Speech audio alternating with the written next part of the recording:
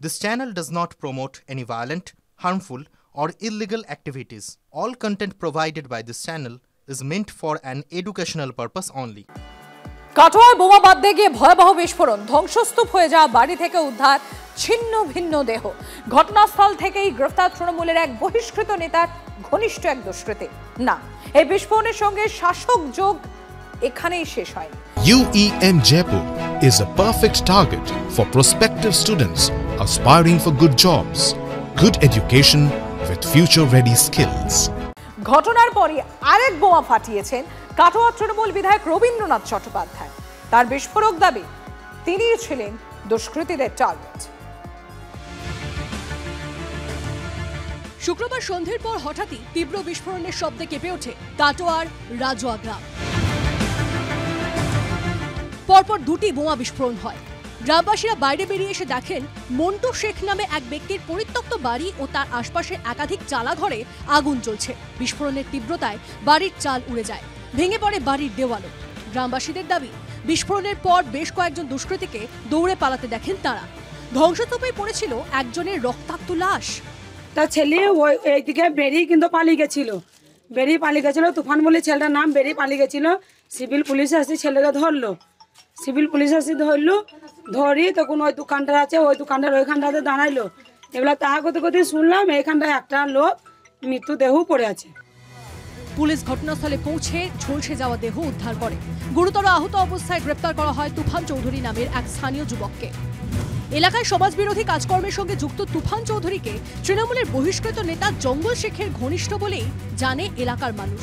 Police সূত্রে জানা গিয়েছে, বীরভূমের এক দুষ্কৃতীকে রাজুয়া গ্রামে নিয়ে এসে মন্টু শেখের পরিত্যক্ত বাড়িতে বোমা বাঁধছিল তুফান ও তার দলবল। গোটা ঘটনায় আতঙ্ক ছড়িয়ে পড়েছে এলাকায়। না কেউ জানে না, গ্রামের লোকই জানে না এটা লুকিয়ে হচ্ছে। তো দুর্ঘটনা মানে গ্রামটাকে একটা উত্তেজনক একটা বড় বিপদের মুখে ফেলাইতে গিয়েছিল। তার আগে এটা বাস্তব হয়েই জানা হয়েছে, গ্রামে উদ্ধার হয়েছে যেটা যা হয়েছে, নালে গ্রামে একটা বড় ধরনের বিপদ আসতো। কিছুদিন আগেই জেল থেকে ছাড়া পেয়ে গ্রামে ফিরেছিল তুফান চৌধুরী। গ্রামবাসীদের অনেকেরই দাবি, জঙ্গল শেখের মদতেই ফের এলাকায় ত্রাস তৈরির পরিকল্পনা ছিল তুফানের। কাটোয়ার বিস্ফোরণে ধৃত তুফান চৌধুরীকে ঘিরে রাজনীতির তুফানের মাঝেই বোমা ফাটিয়েছেন স্থানীয় বিধায়ক তথা পূর্ব বর্ধমানের তৃণমূল জেলা সভাপতি রবীন্দ্রনাথ চট্টোপাধ্যায়। তার বিস্ফোরক দাবি, তাকে অথবা দলে তার অনুগামীদেরই খুন করতে চলছিল বোমা বাঁধার কাজ। ওদের লক্ষ্য তো আমরাই, আমার উপর হামলা হতে পারে বা আমাদের কোনো বিশিষ্ট কর্মীদের ওপর হামলা হতে পারে, এবং সেই লক্ষ্যেই ওরা বোমা বাঁধছিল। জঙ্গল শেখদের একটা পরিকল্পনাই ছিল মহরমের পর কাটোয়ায় ঢুকে আবার দখল নেওয়া, মানুষের অত্যাচার করা। গোটা ঘটনায় রবীন্দ্রনাথ আঙুল তুলছেন তৃণমূল থেকে বহিষ্কৃত প্রাক্তন কাউন্সিলর জঙ্গল শেখ ও তাঁর ঘনিষ্ঠ বলে পরিচিত তুফান চৌধুরীর দিকে। অর্থাৎ বোমা বাঁধা ও বিস্ফোরণের পিছনে দলের অন্তর্দ্বন্দ্বের কথা স্বীকার করে নিচ্ছেন খোদ তৃণমূলের জেলা সভাপতি। নিঃসন্দেহে তার শাসক দলের অস্বস্তি আরও বাড়াবে। Bureau report, TV9 Bangla. Katwa বিস্ফোরণের পরে শুরু রাজনীতির তুফান। গ্রেফতার জখম দুষ্কৃতী তুফান চৌধুরী। উঠে আসছে মদতদাতা হিসেবে আরেক বহিষ্কৃত তৃণমূল নেতা জঙ্গল শেখের নাম।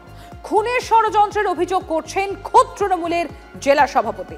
কিন্তু কেন হঠাৎ এই খুনোখুনি কাটোয়ায়, সেই ইঙ্গিতটাও নিজেই দিয়েছেন কাটোয়ার দীর্ঘদিনের বিধায়ক। তার অভিযোগ, স্থানীয় বালিঘাট, সেই বালিঘাটের নিয়ন্ত্রণ পেতেই নাকি মরিয়া হয়ে উঠেছে জঙ্গল শেখ আর তার দলবল। বিস্ফোরণে রক্তাক্ত কাটোয়া। বিস্ফোরণ আর মৃত্যুর ভয়াবহতাকে সরিয়েই উঠছে রাজনীতির তুফান।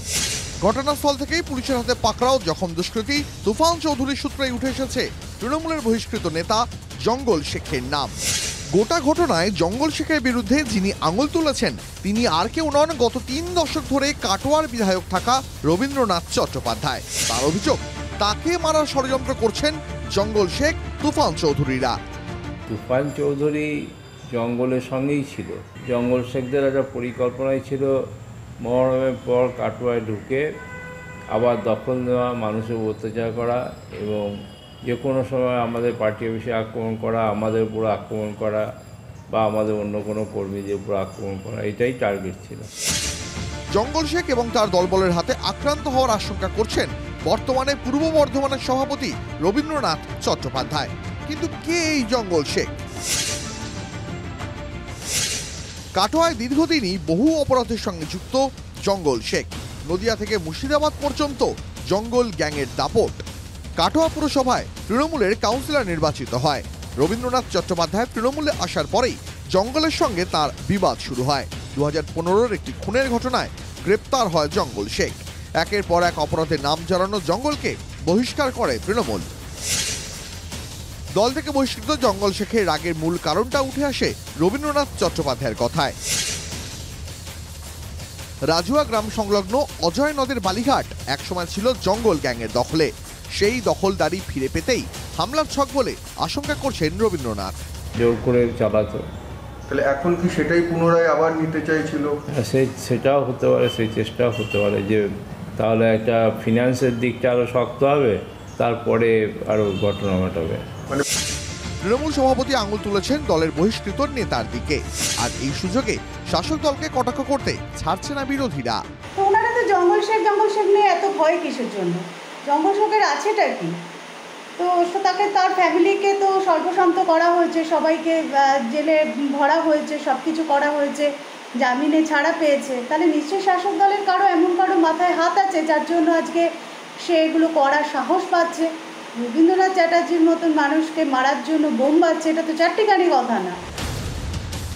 রাজনীতির এই চাপানোতরের মধ্যেই রক্তাক্ত কাটোয়া। সেই বোমা বিস্ফোরণ আর লাশের লড়াইয়ের পিছনেই নাকি অজয় নদের পারের এই বালিঘাট, যার দখল নিতেই শুক্রবার রাতে রাজুয়া গ্রামে চলছিল বোমা বাঁধা। Bureau report, TV9 Bangla.